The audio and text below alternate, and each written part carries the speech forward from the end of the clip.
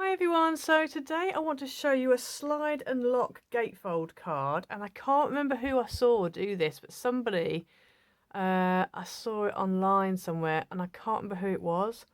I'm racking my brains. If I remember, I'll try and put it in the description below. But they did this slide and lock gatefold card. So basically you have a little person on the front, and this doesn't open at the moment, doesn't open. As soon as you pull that back, it allows the flap to open. And obviously you've got a little back on there. So that was one that I made. So I just quite liked the mechanism of that. And then obviously it slides back into place, it locks it. This was the first one I made using the Bluebirds and Roses pack. So you slide it, open it up, and then I actually left a little, so if you want to put a gift card in, you could put a gift card in, obviously close that up. Yeah, it's a bit different, but I just thought it's just quite a cool little mechanism. So we're going to have a go at making that today. So what you need is you will need a base card that is 11 3/4 by 7 inches. So on this card, along the long edge, you're going to score at 4 7/8 and at 9 7/8. Okay, so then we can put this away. And we're just going to go ahead and burnish this. So the right hand side, the 4 7/8, that's going to be the front of your card. And then the 9 7/8 score line is going to be the little flap bit that folds over. Okay, so you will also need some pieces of pattern paper. So I've got this star paper and also the stripe. You're going to need a piece of pattern paper that is 4 3/4 by 6 3/4. You actually need 2 pattern paper that are 4 3/4 by 6 3/4. You're going to stick one on the front there, and the other one will go inside there. Okay, so I'm going to go ahead and stick those two on.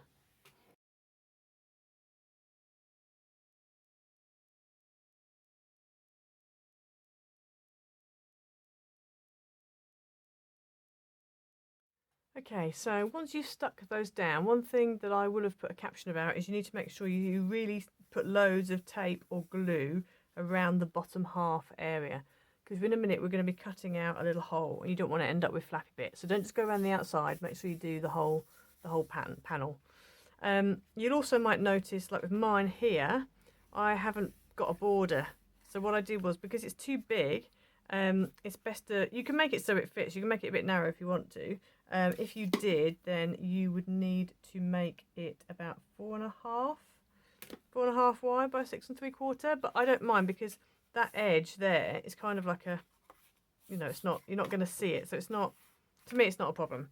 You then want to turn your flap over and take your other piece of paper, your pattern paper, and this piece is 1.5 by 6 3/4, and you're going to go ahead and stick that on the front of your flap. And again, make sure you give it a really good glue and you glue all the way over.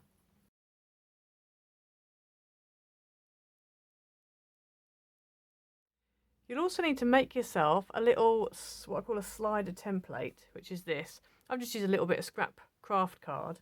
And this is 1/2 inch wide by 3 inches long. And it needs to be a decent weight of card. You don't want a flimsy piece of card. You want something quite thick, because you're going to be cutting around it. Okay, if you've got a die that is that size, then you can go ahead and use the die, but I don't have, which is why I'm using this. So what you want to do, take your card blank and fold it shut and fold the flap down. Take your little slider template, and you want to position it so that it's approximately 2 inches up from the bottom of the card and about 3/4 in from the right hand side. So I'm just going to measure 3/4 in from the right hand side, which is about there, and 2 inches up, which is about here. So that's kind of where my bottom corner needs to go. So I'm going to lay my template on. So there's my bottom corner there. Now thankfully I've got stripes, which does help because it means I can get it straight. And then what I'm going to do is I'm just going to draw around. I've chosen black paper, which probably isn't the best. But I'm going to draw around my template.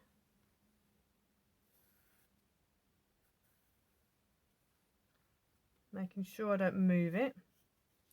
And then I'm going to hold the left hand side and allow the flap to come out from underneath the right hand side, and then I'm going to finish off drawing around the right hand side of the template just on this base card here. Okay, so I'm going to take that off. Now you can't see that and I can barely see it, but I've got a pencil line around here which is where I need to cut, and I've also got that pencil line there which is the edge. So what we're going to do now with a pair of scissors, we're just going to cut that chunk out of this flap. I'm going to use my Stanley knife for the last little bit, and also for the for cutting this bit out. I'm definitely going to use a Stanley knife and a cutting mat. Right, so I'm just going to finish off cutting that piece there.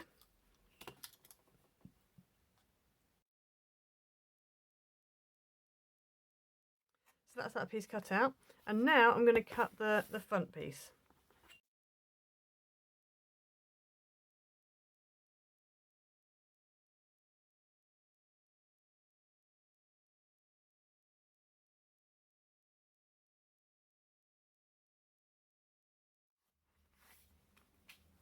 Okay, so there you have your little window out of the front, and when you put your flap over, that exactly matches up and finishes off, you know, the same place.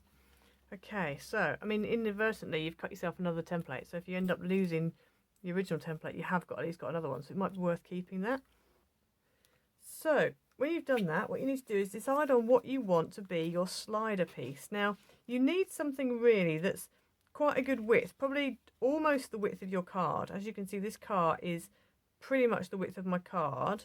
It's a little bit shorter, but more importantly, it covers that hole. So that's the most important thing. You really do want it to cover the hole. Okay, you also want something to go on the back of it that will then keep it in between the two pieces. So on this one, for example, I've got my little boat on the front, so that's the bit that moves, and then there are foam pads in between, and then I've got the deck, the beach house on the other side. Okay, so this is obviously wider than this piece, so you just want something that's wider than your little slot.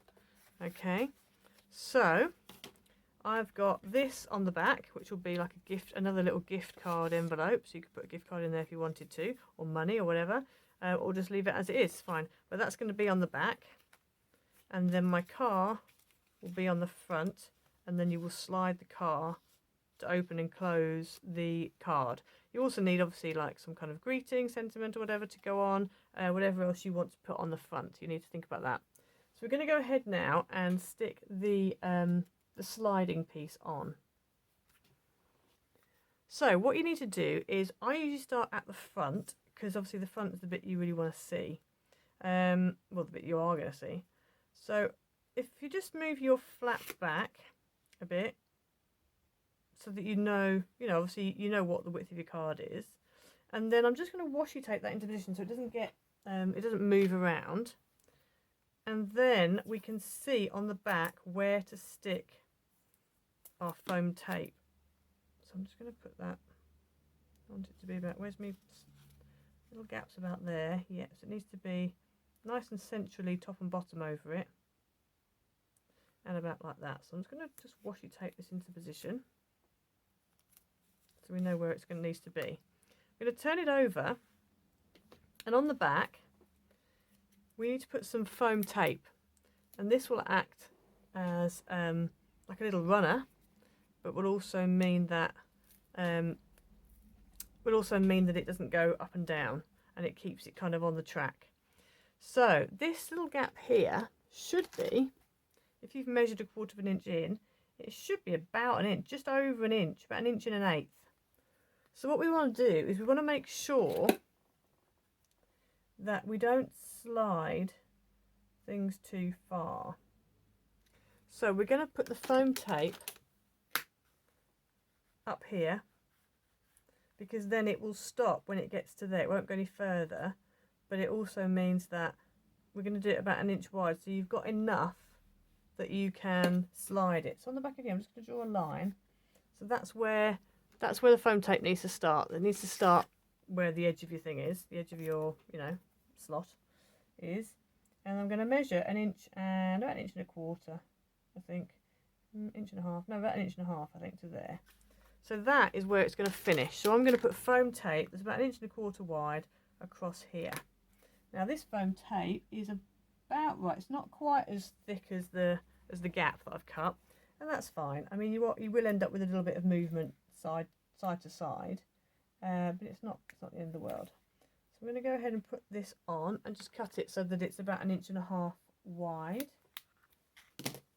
like long, like that.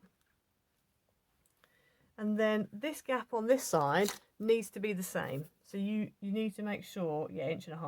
So you need to make sure that this isn't longer than half of your thing. So you want between, I would say between 1 inch and about 1.25 inches, 1.5 inches for the length of your foam tape.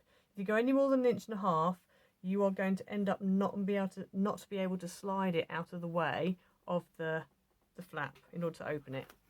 Okay, so with that being as it is, you then want to take off your backing and stick your little pockety thing on. And again, I would make sure that you stick it over, you want to stick it over that left hand side. So we're going to stick it over here. And again, nice and central, so I'm sticking it about there. And then hopefully this should, let's unstick this, take the washi tape off. This is the moment of truth as to whether it's going to work.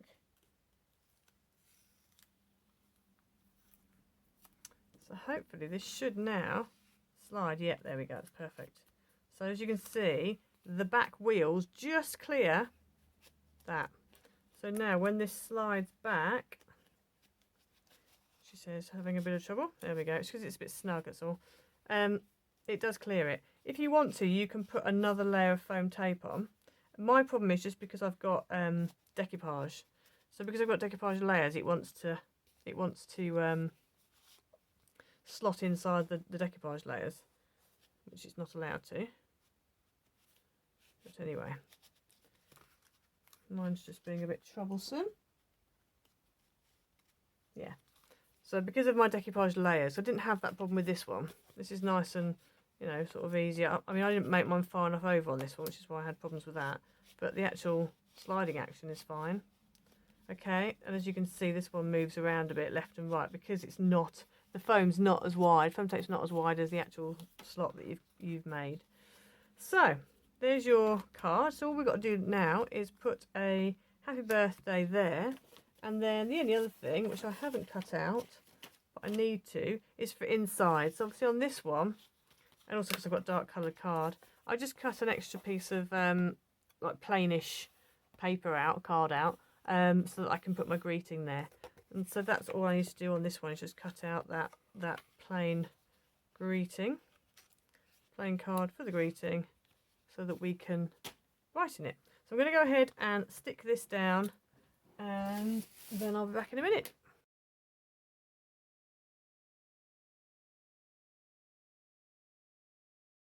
Okay, so once you've put your little greeting on the top, that's what you end up with. And then just pull your card away, obviously, open it up, and then on here you could put a little gift card in there, write your greeting on there. If you wanted to, you could add a plain panel in here so you can write. But yeah, it's quite a fun little card. One thing I would say is it's best to put 2 layers of foam tape in there rather than just the one, because then when you shut it, it's a lot easier to shut. So I didn't have any trouble that time. So I would definitely put two layers of foam tape in there, just to give it enough of a depth that you've got a nice, you know, smooth sliding action. So yes, I hope you like the card today. Please like and subscribe, and we'll see you next time. Bye.